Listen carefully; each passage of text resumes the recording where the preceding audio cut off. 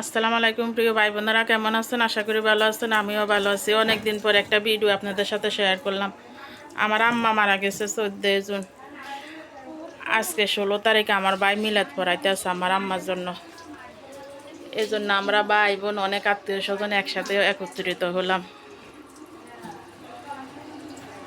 এই যে আমার ভাইয়ের বাসায়, এটা আমরা সবাই আজকে আসছি ভাইয়ের বাসায় দাওয়াত খাওয়ার জন্য।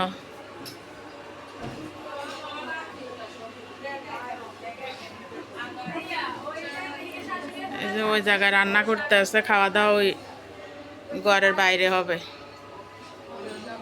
এই যে ডেকোরেশন করছে।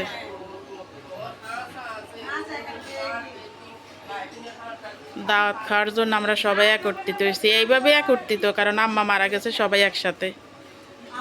এখনো কেউ কোনো দিকে যাওয়া আসা করেনি, সবাই ভাইয়ের বাসায় আছে।